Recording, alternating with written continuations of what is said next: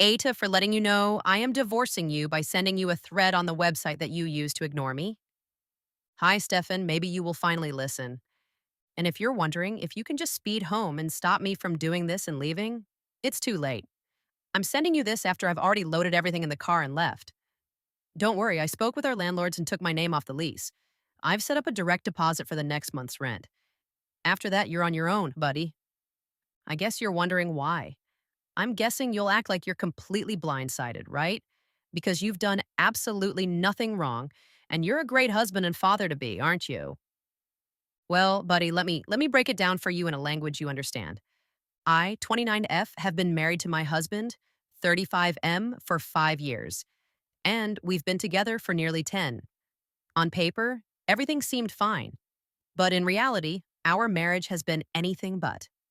I've reached my breaking point, and I need to know if I'm the one in the wrong here. From the beginning, my mother in law has been a nightmare. She made everything about her from day one. At our wedding, she wore white, claiming it was a family tradition. It wasn't. She constantly criticizes me, from my cooking to my appearance. I'll never forget the time she called me fat at a family gathering, right in front of everyone. And what did my husband do? Nothing. Not a single word to defend me. It didn't stop there. She has accidentally destroyed my belongings, including my grandmother's necklace, which she threw out because it looked like cheap costume jewelry. She's gone out of her way to make me feel small and unwelcome in my own home. But every time I tried to talk to my husband about it, he'd brush it off, saying I was overreacting or being too emotional. And then there's my husband. He's always on Reddit, constantly giving strangers relationship advice, which is laughable considering how he treats me. He spends more time rating women's boobs on Reddit than talking to me. Literally. And just so you know, the last pair he rated weren't a 4 out of 10. They were a 10 out of 10. Yeah, he's got plenty of time to do that, but can't be bothered to remember anything about my life. He'll forget my birthday, our anniversary, even simple things like what I'm working on or what's important to me, but he has a perfect memory for his work schedule and things that matter to him. When we fight, he becomes incredibly hostile and always throws in a sarcastic buddy at the end of his sentences. Like I'm some acquaintance he can barely tolerate, and he never cleans. The house, the dishes, laundry, you name it, it's all on me. It's like he thinks being an adult is optional, as long as he's got his job and his Reddit account. The final straw came a few weeks ago. I'm 5 months pregnant with our first child, a daughter. My MEL started making comments about how she'll have to whip the girl into shape and how she'll raise her to be tough because I'm too soft.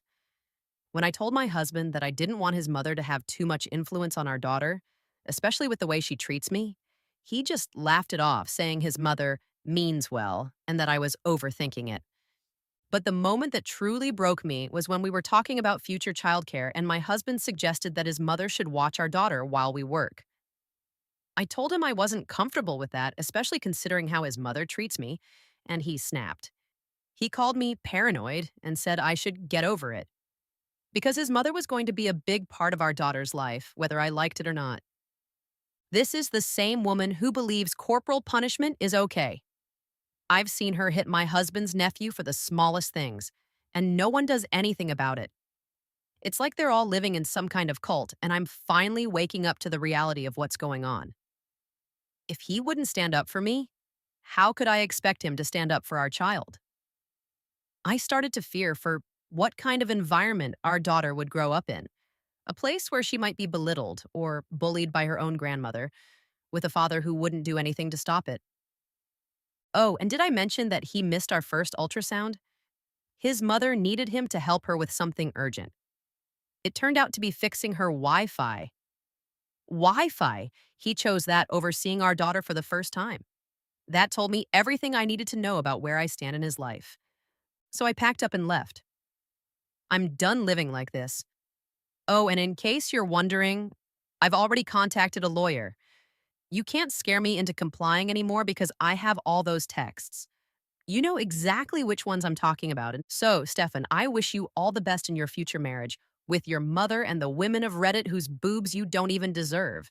Am I the asshole for leaving my husband after he neglected me for years, let his mother mistreat me, and made me fear for our future daughter's safety? Some people on Reddit have been pretending to know me and spreading false claims. They've said I'm a deadbeat who doesn't work and that Stefan has two jobs to support me. They even fabricated a story about a neighbor, who supposedly is a good friend of ours, saying I've been sleeping around and moving in with the guys I supposedly had affairs with. None of this is true. We don't live in South Carolina or the UK, and we're not friends with any of our neighbors. I have never cheated on Stefan, and I work and make slightly more than him, just $1 an hour difference. I suspect these claims might be from trolls brigading or Stefan's friends trying to make me regret posting about this. I am safe and staying with family, which is all I'm going to say for now. I'm working with my lawyer to ensure our safety, and that's all I can disclose at this time. For women who find themselves in my situation and are dealing with a lease, consult with a pro bono lawyer who specializes in rental rights.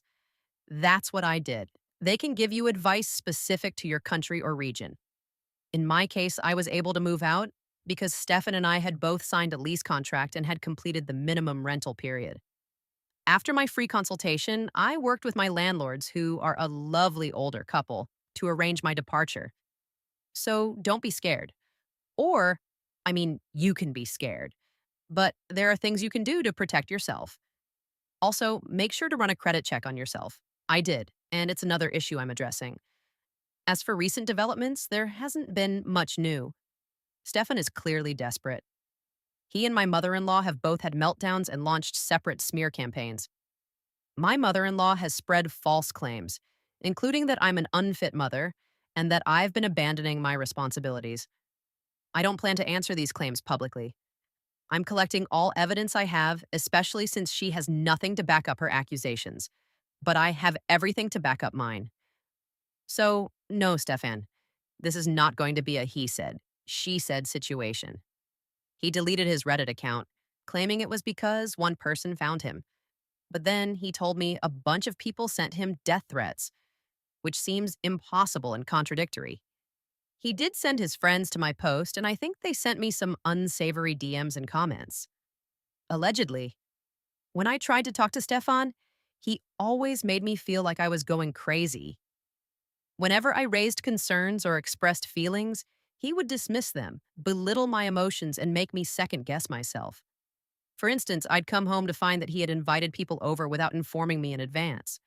When I brought it up, he'd insist that he had mentioned it earlier, even though I knew he hadn't. Another time, I planned a special meal and asked him for a specific dish, but he claimed I had requested something completely different. When I reminded him of what I'd actually asked for, he'd argue that I must have forgotten my own request. Stefan would also insist he had completed tasks that I had actually done myself. For example, he would claim he had handled a household chore when I was the one who actually took care of it. When I pointed this out, he'd dismiss my recollection and insist that he had done it. Even in conversations about our relationship, Stefan would frequently deny things he had said or done. If I brought up issues I had with his mother's behavior, he'd claim, "You never mentioned that before, you're just being overdramatic." This made me question whether I had ever truly discussed these problems or if I was indeed overreacting. At one point, I was so convinced that I had early onset dementia or schizophrenia that I started to question my own sanity. I felt lost and confused, struggling to distinguish between reality and his version of events. I began to document our interactions just to keep track of what was actually happening. But Stefan would always find a way to twist things, saying, "You must be misremembering," even though I had clear evidence to the contrary. Feeling so powerless, I realized that sharing my story online was the only way to present my truth in a manner he couldn't manipulate. I wanted to ensure that there was a clear and unchangeable record of what had happened. Posting about my experiences was a crucial step in reclaiming my voice and finding support from others who might understand my situation. It was a way to take control of my narrative after feeling so lost and doubting myself for so long. Thank you all for your support during this difficult time.